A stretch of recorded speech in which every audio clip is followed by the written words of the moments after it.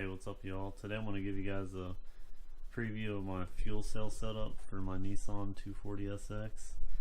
Maybe give you guys some ideas on how to set up a fuel cell.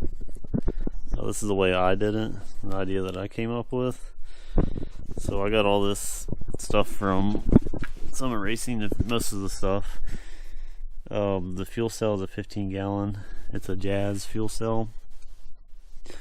It's got a return line here and a ventilation line here, so I got one venting, one returning, and then these two lines down here in the bottom, they're going to be coming out of the tank, obviously.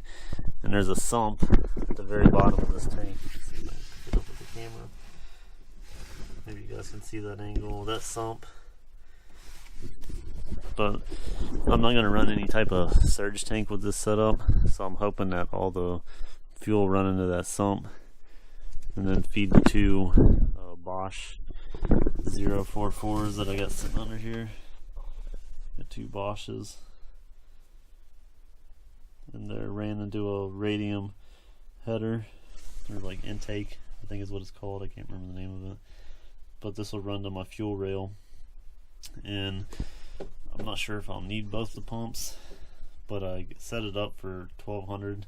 One of these pumps will power up to 600 something horsepower, but I got two pumps because I want to be able to stretch it in the future. I plan on doing another build of the RB, which will be about 1500 horsepower, depending on how I like drag racing. So I wanted to be able to have room to, basically have that power goal without having to change the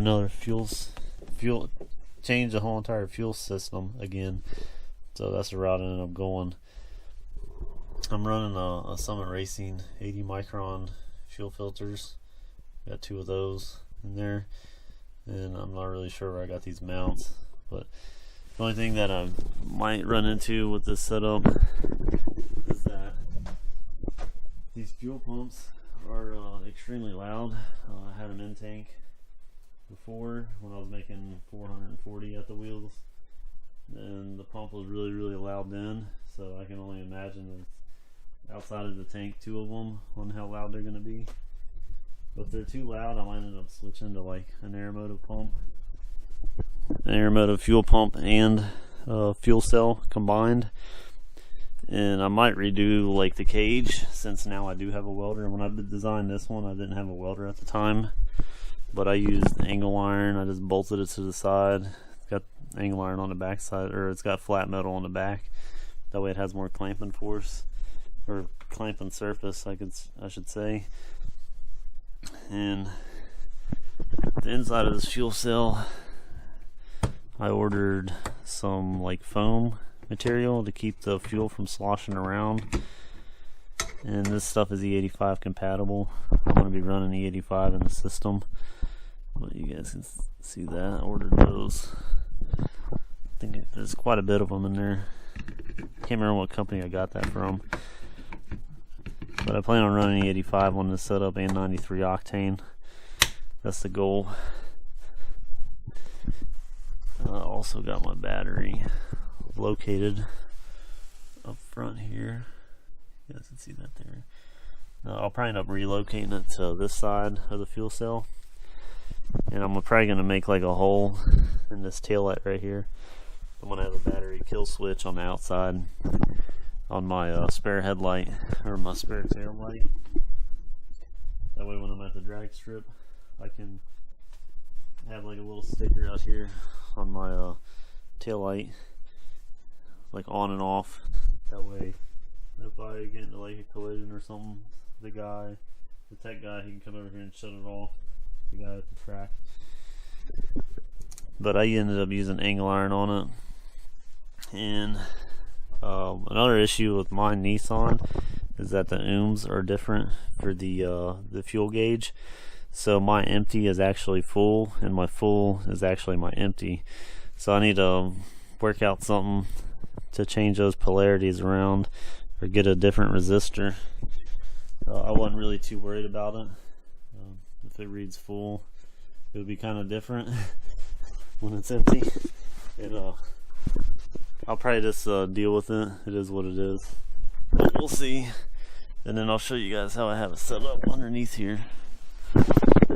So I'm running a Jazz vent also with this fuel cell. I believe it's like a rollover valve, but it's also a vent too. I didn't want the fuel cell to ventilate inside the house, or inside, I didn't want the fuel cell to ventilate inside the car, so I set it up to be out here, and I ran a line down here also. And then this is the return line right here, and then this is the one that's going to be feeding the fuel rail. I put a shutoff valve in here, and the reason why is because I didn't want to run any type of flex fuel sensor. I want to be able to shut it off, hook up another line to it, let the fuel drain, open it back up, turn on the pumps, flush out the tank, and then run like E85 or 93 and just do a straight up switch over. That's the plan that I ended up going with, and I just don't want to run a flex fuel sensor. I might end up running one in the future, I don't know. I'm going to try this, see how I like it.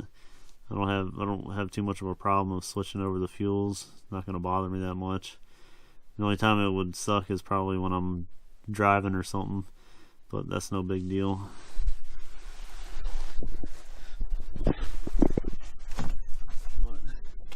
Anyways, that's the fuel cell setup that I'm currently going to try out, see how it works. If I don't like it, like I said, I might switch to like the Air Motive. I was looking at them. They run about like, they run a decent penny, I guess you could say. They're pretty expensive, but I'm gonna try this out, see how it works. It should work just fine for what I'm using it for. The only complaint that I might have about it, like I said, is the loud fuel pumps, because they are extremely loud. Even a single one is loud. I can only imagine what two of them going at the same time on how loud it's gonna be. But I also plan on making like a firewall here in the center to split it between the trunk and the rear seat, or the cab of the car in the rear. I want to make a firewall, and I'm going to put like quick disconnect pins in there, so I can take it out and have access to like the battery or anything that I need on that side in the future. And it helps to split the cab in between to keep from like fuels and stuff coming into the cab. In the event that I was like in an accident or something, I don't want the fuels just to like drain in there on me and then, you know, catch on fire or something. That would really suck. So I'm gonna end up putting a firewall in there. I'll probably end up making a video on it. I'm still waiting on my block and stuff to come in from the shop. They're about done with it. They ran into like an issue with the camshafts hitting the valve guides, so he had to take the whole head apart. He had to order new valve stems and stuff. Got ARP main studs on it, and it had to be rehoned, so he had to do a rehone job on it. He's gonna rehone he rehoned the cylinder walls also to get some bigger clearances on it. But that's just an update of where the motor is right now. I should be having it back here within the next couple weeks, and then I can make videos on the motor itself. But this is my fuel cell setup. Like I said, I'm gonna try it out, see how I like it. If I don't like it, I'll just switch to an Air Motive, which I know I'll definitely like for sure. If you guys like my videos, please like and subscribe, and thank you for watching.